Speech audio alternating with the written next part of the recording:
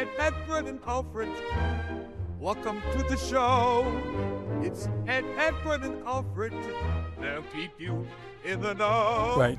You know, we've heard a lot about the use of the word superpower, that AI is really like gaining a superpower that allows an average individual to extend his capabilities greatly. Here's an example, I would say, from the standpoint of an individual being able to produce beautiful videos that he could never have produced by himself anyway. He would have had to employ other people, many people perhaps, to produce such a thing, but he can now do it himself.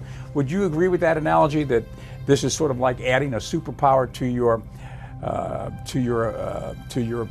your capabilities?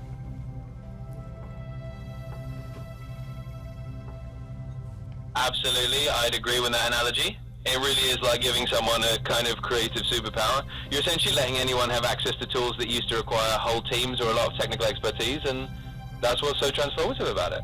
It really does amplify what one person can do on their own. It is. Have you heard anything, or can you speak about the idea? I've been seeing this in a number of different inputs coming in, you know, media-wise, that we're entering an age using AI. We're entering an age where we could see the first billion-dollar companies hatched by 1 or 2 or 3 or 4 individuals in a company. It wouldn't take, 100 people to create a company that could do $1 billion. Have you heard of this concept, and can you speak to that, Alfred?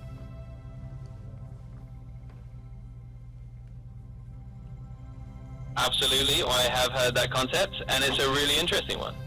The idea is that with AI tools leveling the playing field, a very small team, or even just one really savvy individual, can leverage AI to create a huge amount of value.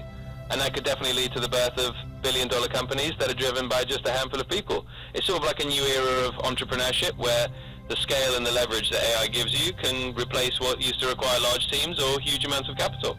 So yeah, it's definitely a fascinating and very real possibility that we're going to see more of that in the future.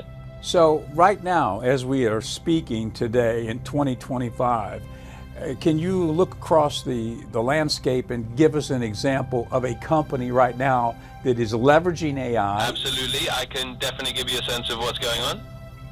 In 2025, we're really seeing that shift happening where individuals and small teams are starting to use AI to do things that would have taken whole companies before. So it's definitely an exciting time, and that kind of future is unfolding right now. Edward and Alfred, welcome to the show. It's Edward and Alfred. They'll keep you in the know.